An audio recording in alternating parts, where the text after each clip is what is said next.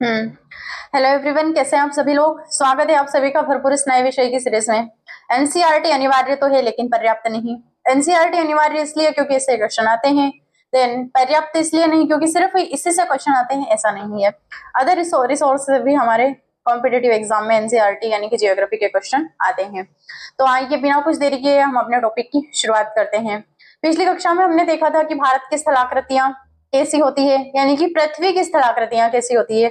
आज हम देखेंगे हमारा देश भारत, यानी कि भारत कैसा है, भारत की विशेषताएं क्या क्या होती है, भारत का महत्व, देन भारत की स्थलाकृतियां कैसी होती है, भारत के पर्वत पठार मैदान ये सब कैसे उत्पन्न हुए, कैसे मैदानों का निर्माण हुआ, कैसे पर्वत का निर्माण हुआ, भारत की जलवायु कैसी है, आज हम सब इनके बारे में चर्चा करेंगे।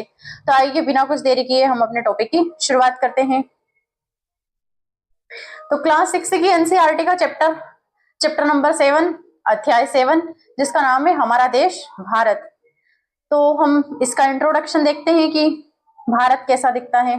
ठीक है, तो भारत एक बहुत बड़े भौगोलिक विस्तार वाला देश है। ठीक है, हमारा जो भारत है वो एक बहुत बड़े भौगोलिक विस्तार वाला देश है।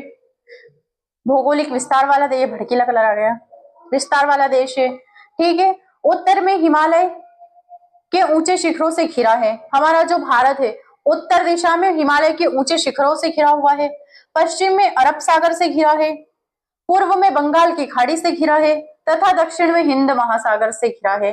भारतीय प्रायद्वीप के तटों पर लहराते हैं कौन? दक्षिण में हमारा जो हिंद महासागर है वो भारतीय जो प्रायद्वीप है, यानी कि हमारा भारत जो है वो एक उपमहाद्वीप में आता है, क्योंकि इसका जो दोनों तरफ का जो सिरा है, ये वाला जो वी शेप है हमारे भारत का, ये तीनों तरफ से समुद्र से घिरा है। देन ऊपर से उत्तर में पूरा हिमालय से घिरा हुआ है। ठीक है, तो ये जो हिंद महासागर है, यहां से यहां तक जो हिंद महासागर है वो क्या करता है, भारतीय प्रायद्वीप के तटों पर लहराता रहता है। ठीक है, पूर्व में क्या है भारत के, बंगाल की खाड़ी, पश्चिम में क्या है, अरब सागर, डबल डबल स्लाइड, दक्षिण में क्या है, हिंद महासागर। देन तीनों पूरे प्रायद्वीप पर कौन फैला है, हिंद महासागर। उत्तर में हमारा हिमालय। ठीक है, अब देखते हैं कि भारत का क्षेत्रफल कितना होता है। तो भारत का क्षेत्रफल 32.8 लाख वर्ग किलोमीटर है, यानी कि 32,84,263 वर्ग किलोमीटर। ठीक है, उत्तर में कश्मीर से लेकर दक्षिण में कन्याकुमारी तक इसका विस्तार लगभग 3200 किलोमीटर है। यानी कि अब इसका विस्तार हमने भारत के जो क्षेत्रफल है, लंबाई चौड़ाई ओवरऑल, वो कितना है, 32,84,000। ठीक है, 32,84,263। अब देखते हैं कि इसका जो मेन रूप से सॉरी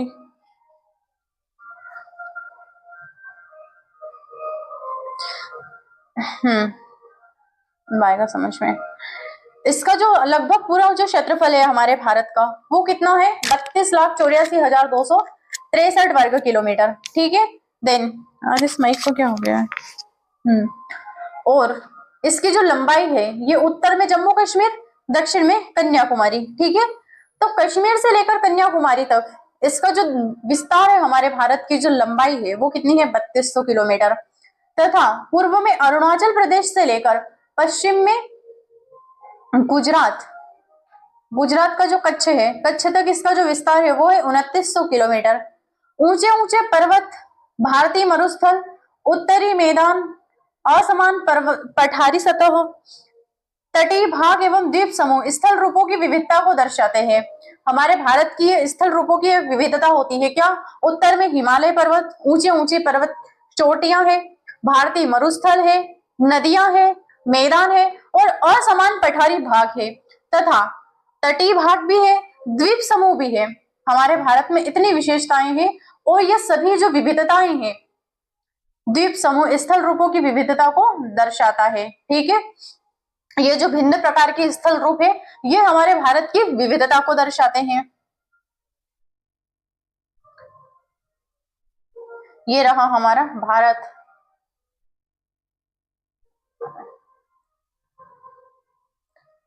अब यहाँ की जलवायु देखते हैं आगे क्या है। यहाँ जलवायु वनस्पति वन्य जीवों के साथ साथ भाषा एवं संस्कृति में भी बहुत भिन्नता होती है। यानी कि हमारे भारत में जलवायु में भी भिन्नता है, वनस्पति में भी भिन्नता है, वन्य जीवों के साथ साथ वन्य जीवों में भी भिन्नता है, हमारी भाषा में भी भिन्नता है, क्योंकि हर जगह हर देश यानी कि हर राज्य की भाषा अलग अलग होती है। जैसे मध्य प्रदेश की भाषा अलग है, असम की भाषा अलग है, उत्तर प्रदेश की भाषा अलग है, गुजरात की अलग है, महाराष्ट्र की अलग है। अनेक राज्यों में अलग अलग भाषाएं बोली जाती है तथा वहां के त्योहार भी अलग होते हैं। जैसे कि केरल में कल ओणम था। देन संस्कृति भी बहुत भिन्नता होती है। इसी भिन्नता में भी हम एकता को पाते हैं जो हमारी परंपराओं में दिखती है। ठीक है, हमारी परंपराओं में क्या दिखता है, जैसे कि हर राज्य के अलग अलग त्योहार होते हैं, लेकिन विश्व का यानी कि हमारे भारत के जो राष्ट्रीय त्योहार होते हैं वो सब हम मनाते हैं, वो भी हमारी परंपराओं के रूप में। यही कारण है कि हम एक राष्ट्र से बंधे हैं। यानी कि हमारे भारत में प्राकृतिक भी विविधता है, देन मानव भी विविधता है, सांस्कृतिक भी विविधता है, लेकिन फिर भी हम एक राष्ट्र में बंधे हुए हैं। यही हमारी एकता है और यही हमारी सबसे बड़ी विशेषता है, क्योंकि हम भावनात्मक रूप से सभी से जुड़े हुए हैं। वर्ष 2011 में अब तक भारत की आबादी, ये वर्ष 2011 का डाटा अभी भी चल रहा है, लेकिन अभी हमारे देश की आबादी बढ़ चुकी है। लेकिन हम 2011 के अनुसार ही भारत की आबादी को काउंट करेंगे, क्योंकि अभी तक जनगणना आई नहीं है। 2021 की जनगणना अभी तक आई नहीं है, 2025 चल रहा है। तो वर्ष 2011 से अब तक भारत की आबादी 120 करोड़ से अधिक हो चुकी है। यह चीन के बाद विश्व का दूसरा सबसे अधिक जनसंख्या वाला देश बन गया है। ठीक है, यानी कि हमारा भारत चीन से भी आगे है, हम विश्व में सबसे जनसंख्या में सबसे प्रथम स्थान पर आते हैं। ठीक है, आया समझ में। लेकिन ये 2011 के अनुसार बता रहे हैं कि विश्व की दूसरी हम सबसे बड़ी आबादी वाला देश हमारा भारत है।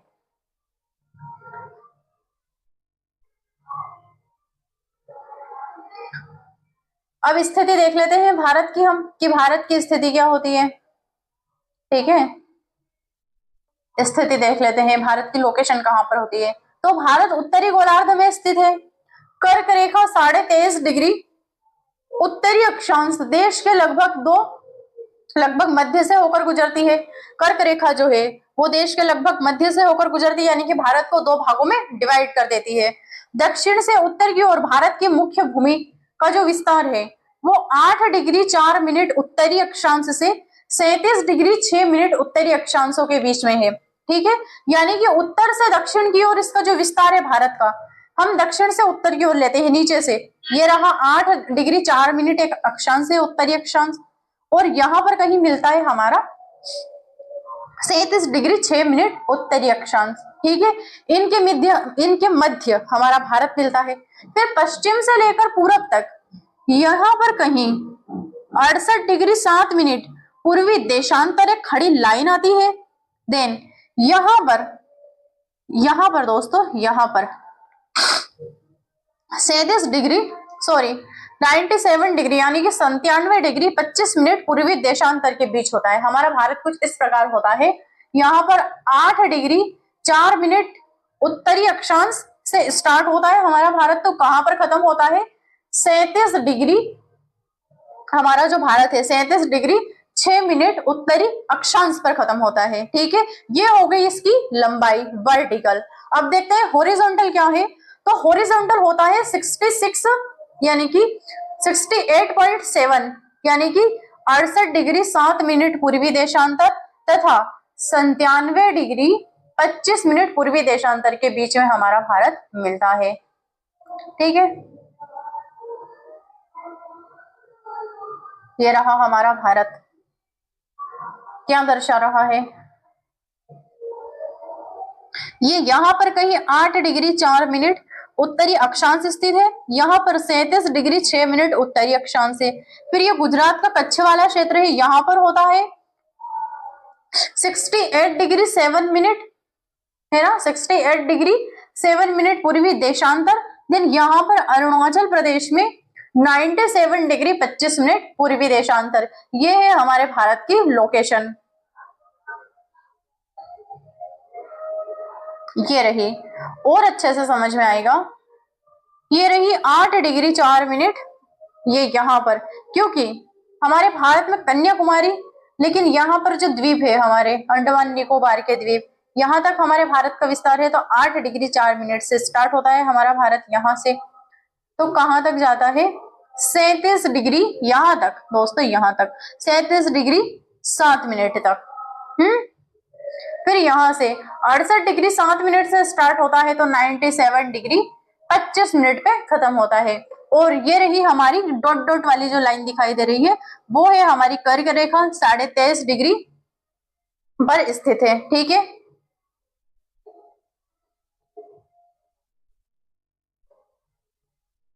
जो भारत को दो बराबर भागों में बांटती है। ये डायग्राम इमेज सारी आगे। अगर हम विश्व को पूर्वी गोलार्ध में, ठीक है, ये क्वेश्चन है कि अगर हम विश्व को पूर्वी गोलार्ध में बांटते हैं तो भारत की स्थिति किस गोलार्ध में होगी? यह बहुत बड़े देशांतरी विस्तार लगभग 29 डिग्री के कारण यहाँ के दो छोर पर स्थित स्थानों को स्थानीय समय में बहुत अधिक अंतर होता है तथा इस पूरी दुनिया में स्थित दो स्थानों के बीच समय अंतराल लगभग, इसकी दूरी पर स्थित दो स्थानों के बीच का अंतर लगभग 2 घंटे का होता है। क्या बताना चाह रही है हमारी एनसीईआरटी कि अगर हम विश्व को पूर्वी एवं पश्चिमी गोलार्ध में बांटते हैं, देखते हैं कि अगर हम विश्व को पूर्वी और पश्चिमी गोलार्ध में बांटते हैं, ये हमारी पृथ्वी है, ठीक है, बीच में हमने प्राइम मेरिडियन खींच दिया, इधर वाला भाग हो गया हमारा पूर्वी गोलार्ध, ये वाला भाग हो गया हमारा पश्चिमी गोलार्ध। यहाँ पर इक्वेटर गुजर रही है, भूमध्य रेखा। अब हमारा भारत की स्थिति कहां पर है देखते हैं। ये तो हो गई हमारी भूमध्य रेखा, 0 डिग्री इक्वेटर, विषुवत रेखा। अब यहाँ पर इसके ऊपर 8 डिग्री 7 मिनट से हमारा 4 मिनट से हमारा भारत स्टार्ट होता है। तो कहां तक जाता है?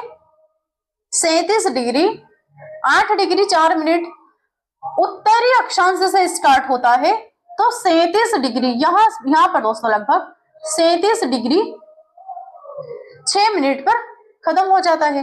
देन फिर स्टार्ट होता है, ये तो हो गई हमारी 0 डिग्री देशांतर, ये यहाँ पर, ठीक है, एक लाइन खींच दी हमने, पूर्वी गोलार्ध इधर, पश्चिमी गोलार्ध इधर। अब यहाँ पर कहीं पर है 68 डिग्री पूर्वी देशांतर, क्योंकि इक्वेटर के ऊपर है तो उत्तरी अक्षांश।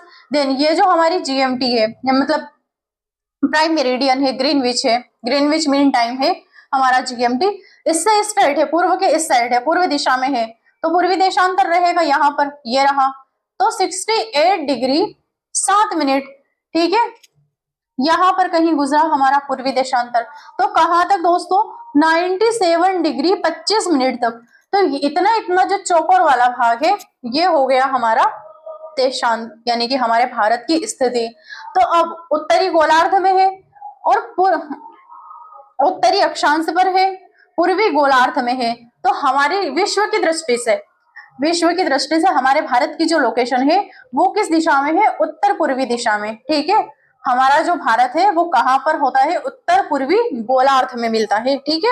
आया समझ में कि हमारा भारत कहां पर मिलता है विश्व में? तो वो उत्तर पूर्वी गोलार्ध में मिलता है, ठीक है। और ओवरऑल यदि देखा जाए भारत की स्थिति से तो हमारा भारत उत्तरी गोलार्ध में मिलता है, ठीक है। भारत की स्थिति किस गोलार्ध में होगी वो हमने देख लिया।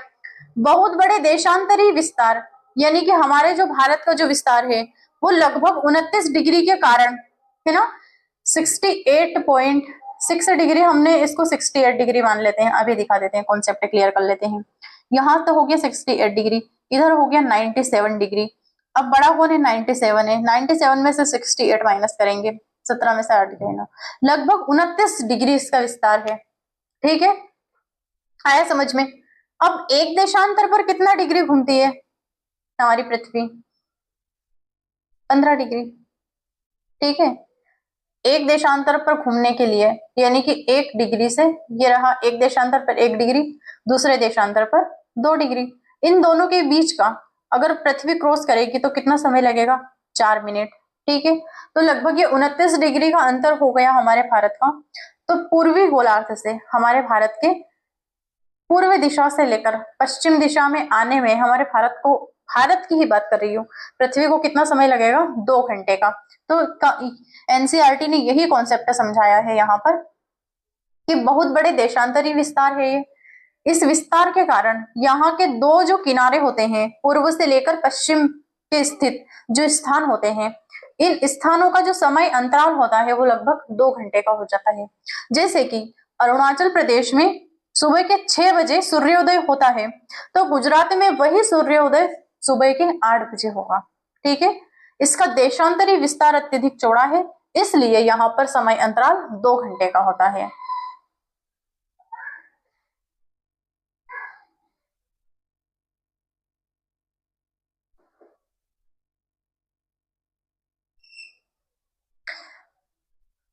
डबल डबल स्लाइड कहाँ आ जाती है। अब देख लेते हैं प्रायद्वीप क्या होता है। ठीक है, देखते हैं हम प्रायद्वीप क्या होता है। तो प्रायद्वीप वह स्थल का भाग होता है, प्रायद्वीप वह स्थल का भाग होता है जो 3 तरफ से जल से घिरा हुआ होता है। क्या आप जानते हैं एक नया कॉन्सेप्ट आया है। अभी हमने देखा है कि हमारे भारत का जो समय है वो लगभग पूर्व से लेकर पश्चिम तक 2 घंटे का समय अंतराल होता है दोनों किनारों पर। जो देश बड़े होते हैं, बड़े देश जिनका विस्तार पूर्व से लेकर पश्चिम की ओर अत्यधिक होता है, बहुत ज्यादा होता है, वहां पूरे विश्व में, यानी कि वहां पूरे देश का मानक समय एक नहीं होता है, परंतु संयुक्त राज्य अमेरिका में 7 एवं कनाडा में 6 मानक समय है। ठीक है, जैसे कि हमारे भारत का विस्तार अत्यधिक चौड़ा है, तो हमने 82.82 पर एक मानक समय मान लिया है, जिसका जैसे उस देशांतर पर यदि घड़ी के ठीक 12 बज रहे हैं तो पूरे भारत की घड़ियों में 12 बजेंगे। ठीक है, वैसे ही हमने तो एक माना है, लेकिन संयुक्त राज्य अमेरिका यानी कि यूएसए ने 7 मानक समय माने हैं, कनाडा ने 6 मानक समय माने हैं। क्या आपको पता है कि रूस में कितने मानक समय है? ठीक है, ये एनसीईआरटी ने एक क्वेश्चन दिया है।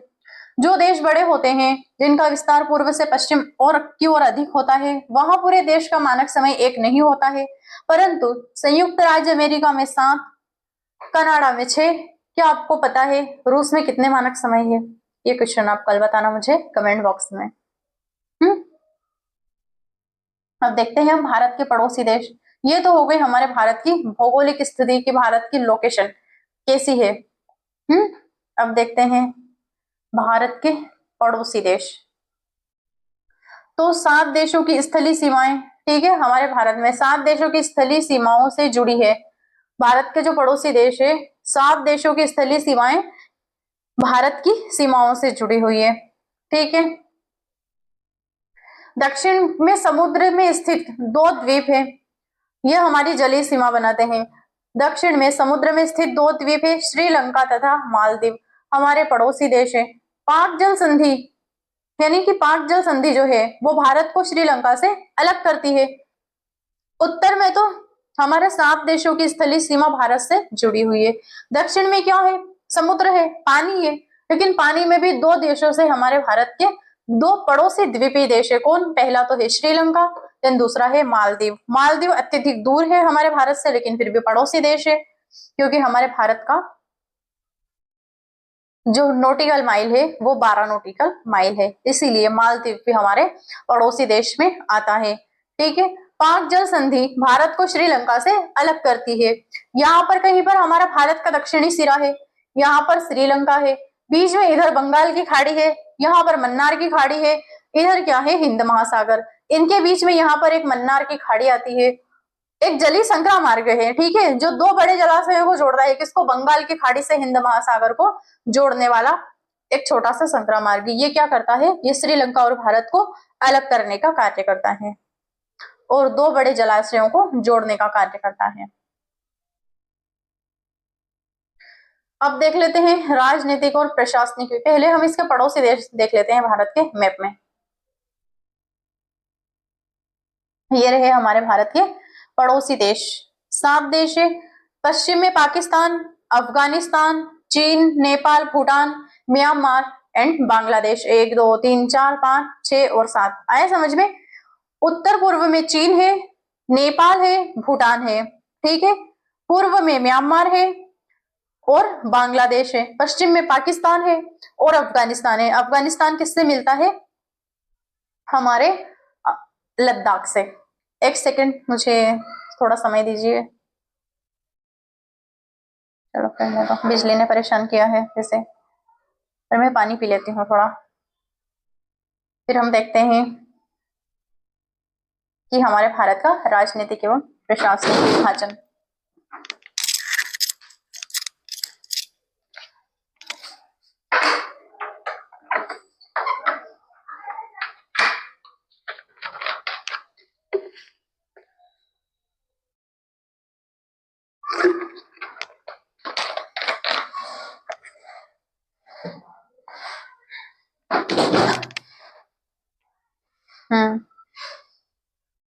राजनीतिक एवं प्रशासनिक विभाजन देख लेते हैं हम भारत का। भारत एक विशाल देश है। प्रशासनिक गतिविधियों के लिए 29 राज्यों एवं 7 केंद्र शासित प्रदेशों में विभाजित किया है। लेकिन अभी हमारे देश में 28 राज्य है, देन 9 केंद्र शासित प्रदेश है। ये डाटा एनसीईआरटी की, ओल्ड एनसीईआरटी क्लास 6 की ओल्ड एनसीईआरटी का डाटा है, ठीक है। इसीलिए इसमें दिया है 29 राज्य एवं 7 केंद्र शासित प्रदेश है, लेकिन 28 राज्य एवं 9 केंद्र शासित प्रदेश है।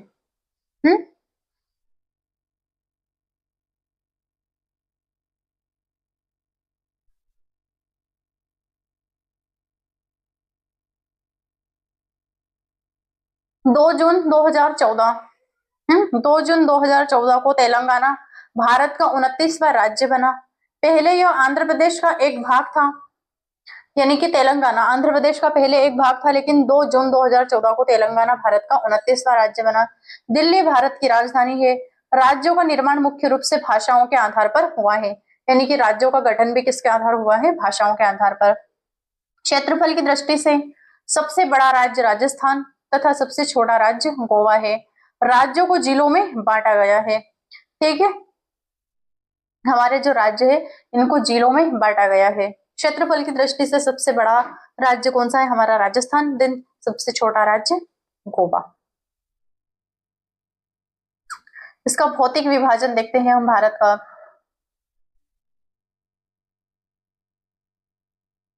भौतिक विभाजन, भारत में पाई जाने वाली भौतिक आकृतियां विभिन्न प्रकार की है, जैसे पर्वत, पठार, मैदान तथा तटीय द्वीप समूह। उत्तर में बर्फ से ढका हिमालय संतरी का कार्य करता है। हिम प्लस आलय का अर्थ होता है हिम, यानी कि बर्फ का घर। हिमालय पर्वत को 3 मुख्य समांतर श्रृंखलाओं में बांटा जाता है, यानी कि हमारा जो हिमालय पर्वत है इसको 3 मुख्य श्रृंखलाओं में बांटा गया है। पहला है हमारा वृहद हिमालय, यह हिमाद्री बोलते हैं इसे, यानी कि महान हिमालय। यह सबसे उत्तर में स्थित है। हमारा जो वृहद हिमालय है यह सबसे उत्तर में स्थित है। और इसी श्रृंखला ने विश्व की सबसे ऊंची शिखर भी स्थित है, कौन सी? Mount Everest. मध्य हिमालय, इसे हम हिमाचल भी कहते हैं, यह हिमाद्री के दक्षिण में स्थित है और यहाँ बहुत से लोकप्रिय पहाड़ी स्थान है। शिवालिक, यह सबसे दक्षिण में स्थित है और स्थित श्रृंखला है। देखते हैं मैप में कैसा दिखता है हमारा हिमालय। आज मैंने मैप भी लगाए हैं पीछे।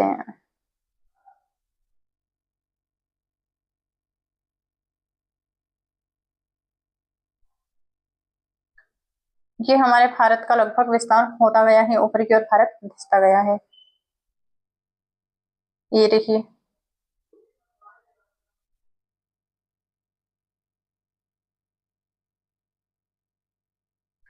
ये इतना इतना है। हमारे भारत के 4 डिवाइड, हमारे भारत के जो, हम भारत के अंदर जो हमारा हिमालय आता है एनसीईआरटी ने उसको दिया है, लेकिन हिमालय पहले प्राचीन हिमालय बना, ठीक है। प्राचीन हिमालय की 3 श्रृंखलाएं होती है, काराकोरम, लद्दाख एंड जास्कर। और दूसरा होता है हमारा महान हिमालय, ग्रेटेस्ट हिमालय, जिसमें सबसे ऊंची चोटी होती है विश्व की माउंट एवरेस्ट।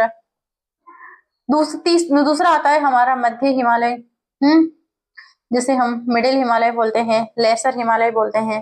देन चौथा आता है हमारा शिवालिक हिमालय, ठीक है।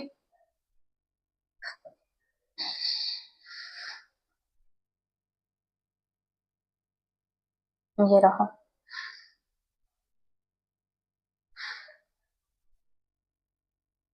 अब हिमालय के दक्षिण में देखते हैं। हिमालय के दक्षिण में भारत का उत्तरी मैदान स्थित है, ठीक है। ये मैदान समतल और सपाट है। ये सिंधु, गंगा, ब्रह्मपुत्र तथा इनकी सहायक नदियों द्वारा लाए गए जलोढ़ निक्षेप से बने हैं। ठीक है, किससे बने हुए हैं ये मैदान? सिंधु, गंगा, ब्रह्मपुत्र तथा इनकी सहायक नदियों के द्वारा लाए गए जलोढ़ निक्षेपों से बने हुए हैं।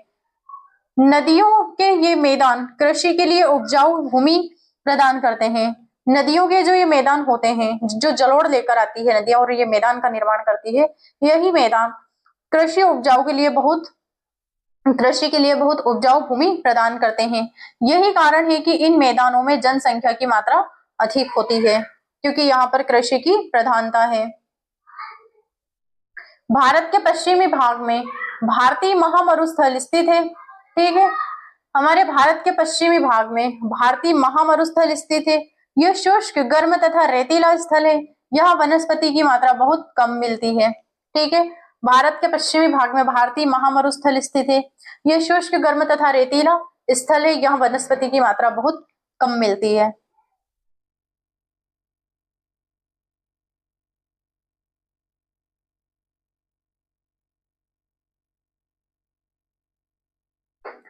उत्तरी मैदानों के दक्षिण में प्रायद्वीपीय पठार स्थित है।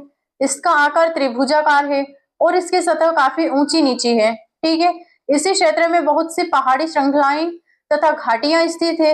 इसके उत्तर पश्चिम में अरावली श्रृंखला स्थित है। उत्तरी मैदानों के दक्षिण प्रायद्वीपीय पठार स्थित है। ठीक है, इसका आकार त्रिभुजाकार है। अब अपन प्रायद्वीपीय पठार की बात कर रहे हैं। इसकी सतह काफी ऊंची नीची भी है। इसी क्षेत्र में बहुत सी पहाड़ी श्रृंखलाएं तथा घाटियां स्थित है। इसके उत्तर पश्चिम में अरावली श्रृंखला स्थित है, जो विश्व की सबसे पुरानी श्रृंखला है। हमारे विश्व का जो सबसे पुराना वलित पर्वत है वो कौन सा है? अरावली है। विंध्य और सतपुड़ा भी महत्वपूर्ण श्रृंखलाएं हैं। इन श्रृंखलाओं से होकर नर्मदा तथा ताप्ती नदी बहती है। विंध्य और सतपुड़ा जो रेंज है हमारी पर्वत की जो श्रृंखला है, उन दोनों के बीच में रिफ्ट वैली, भ्रंश घाटी बनी हुई है। उसी भ्रंश घाटी में, रिफ्ट वैली में नर्मदा नदी होकर गुजरती है।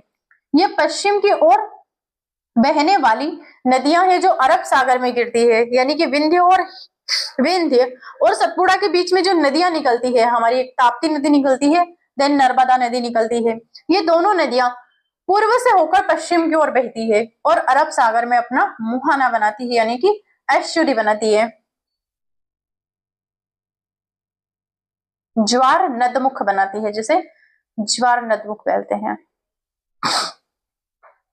इस पठार के पश्चिम में पश्चिमी घाट या सह्याद्री, इस पठार के यानी कि दक्कन का जो पठार है, इसके पश्चिम में पश्चिमी घाट स्थित है। सह्याद्री पर्वत श्रृंखलाएं स्थित है तथा पूर्व में पूर्वी घाट स्थित है। पश्चिमी घाट का विस्तार एक समान रूप से है। ठीक है, यानी कि पश्चिमी घाट महाराष्ट्र से स्टार्ट होकर कहां तक जाता है? दक्षिण तक जाता है, जबकि पूर्वी घाट बीच बीच में से टूटा हुआ तथा असमान है। इन पठारों में खनिजों जैसे कोयला और लोहा अयस्क की प्रचुरता मिलती है। पूर्वी घाट हमारा कटा फटा क्यों है? क्योंकि नदियों के विक्षेपण की वजह से। अत्यधिक दक्षिण भारत की जो नदियां होती है वो पश्चिम से होकर पूर्व में बंगाल की खाड़ी में गिरती है। पश्चिम में क्यों नहीं जाती है? क्योंकि पश्चिम में पश्चिमी घाट स्थित है, पर्वत श्रृंखलाएं स्थित है, तो पर्वतों से नदियां निकलकर सीधे बंगाल की खाड़ी में गिरती है। इसी वजह से पश्चिमी घाट की तुलना में पूर्वी घाट अत्यधिक चौड़ा और टूटा फटा मिलता है हमें।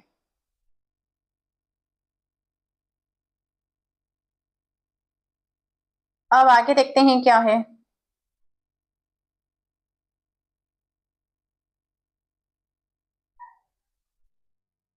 पश्चिमी घाट के पश्चिम में तथा पूर्वी घाट के पूर्व तटीय मैदान स्थित है।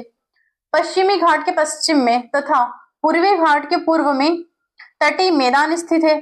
पश्चिमी तटीय मैदान काफी संकरे है, क्योंकि नदियों का विक्षेपण यहाँ पर नहीं होता है। अत्यधिक नदियां सभी पूर्व में जाकर बंगाल की खाड़ी में मिल जाती है।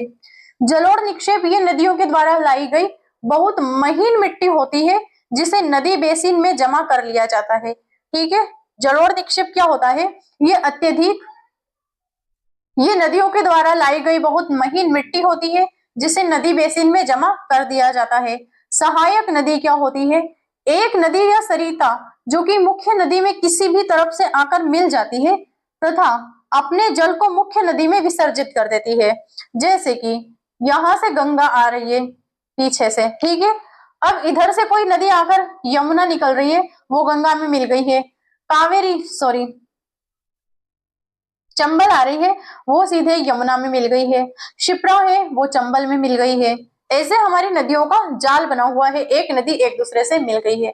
इधर से घाघरा, गंडक, कोसी, ये सभी जो नदियां होती है, सरयू, जितनी भी नदियां होती है, रामगंगा, हमारे गंगा की सहायक नदियां जितनी भी होती है वो सभी गंगा में आ जाती है और मिल जाती है, ठीक है। किधर से भी, पूर्व से भी मिलती है, उत्तर से भी मिलती है और दक्षिण से भी मिलती है।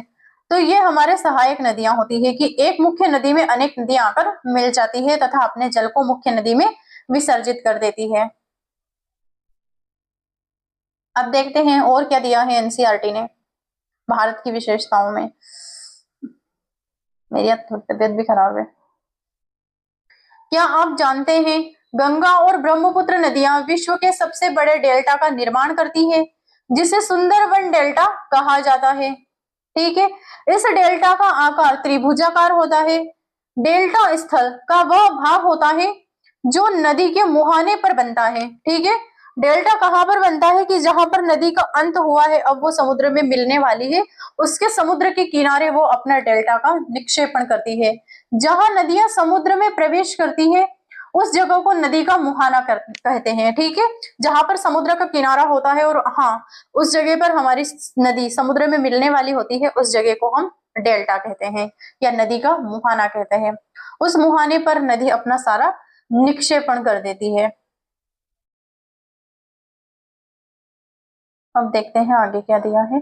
पश्चिमी घाट में पश्चिम तथा पूर्व घाट में पूर्व में तटीय मैदान स्थित है। अरे डबल डबल आ गई, ये भी डबल आ गया।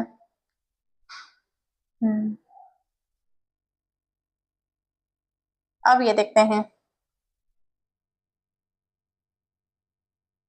क्या आप जानते हैं प्रवाल छोटे समुद्री जंतुओं पोलिप के कंकाल होते हैं। प्रवाल क्या होते हैं, ये छोटे समुद्री जंतु होते हैं जिन्हें हम पोलिप कहते हैं, उनके कंकाल होते हैं। जब जीवित पोलिप यानी कि जीवित समुद्री जंतु जो होते हैं वो मर जाते हैं तो उनका कंकाल बच जाता है। समुद्री जो छोटे छोटे समुद्री जीव होते हैं वो मर जाते हैं तो उनका कंकाल बच जाता है। अन्य पोलिप की वृद्धि इन ठोस कंकालों के ऊपर हो जाती है। जैसे कि कोई जंतु मर गया, उसके कंकाल पर कोई और जीव पनपने लग गया, उसकी वृद्धि हो गई, ठीक है। उन्हीं कंकालों के ऊपर उनकी वृद्धि हो जाती है, जो बढ़ते बढ़ते काफी ऊंचे हो जाते हैं और इस प्रकार प्रवाल द्वीपों का निर्माण करते हैं, ठीक है। कोई एक कंकाल मिल गया, उसी कंकाल पर छोटे छोटे जीवों ने अपना जीवन यापन शुरू किया, वो मर गए तो उसके ऊपर और बन गए, वो मर गए तो उसके ऊपर और बन गए, ठीक है। तो वो जो छोटे छोटे प्रवाल होते हैं वो जब डेड होते हैं और डेड होने के बाद एक बड़े कठोर संरचना का निर्माण ले लेते हैं, चूना पत्थर का, ठीक है। और वही चूना पत्थर की जो कठोर संरचना होती है वही हमारे द्वीप होते हैं। यानी कि प्रवाल द्वीपों को चित्र में प्रवाल द्वीपों को दिखाया है। अब देखते हैं। पूर्वी तटीय मैदान अपेक्षाकृत चौड़े होते हैं, वहां पूर्व की ओर बहने वाली कई नदियां होती है। पूर्वी तटीय जो मैदान है हमारे भारत का वो अत्यधिक चौड़ा है क्योंकि वहां पर पूर्व की ओर बहने वाली कई नदियां हैं। महानदी, गोदावरी, कृष्णा, कावेरी ये बंगाल की खाड़ी में गिरती है। ये नदियां अपने मुहाने पर उपजाऊ डेल्टा का निर्माण करती है, ठीक है। बंगाल की खाड़ी में गंगा एवं ब्रह्मपुत्र नदियों के मुहाने पर सुंदरबन डेल्टा स्थित है, ठीक है। पूर्वी तटीय मैदान जो अत्यधिक चौड़ा होता है और कटा पिटा होता है वो किस वजह से होता है, नदियों के निक्षेपण और नदियों के बहाव क्षेत्र की वजह से, ठीक है। ये नदियां अपने मुहाने पर उपजाऊ डेल्टा का निर्माण करती है क्योंकि ये डेल्टा बहुत ही उपजाऊ होता है। और गंगा और ब्रह्मपुत्र का डेल्टा कौन सा है, सुंदरबन डेल्टा, जो कहां पर है, पश्चिम बंगाल में। हम भारत के द्वीप समूह देख लेते हैं। लक्षद्वीप द्वीप समूह ये अरब सागर में स्थित है। ये केरल के तट से कुछ दूर पर स्थित प्रवाल द्वीप है, ठीक है।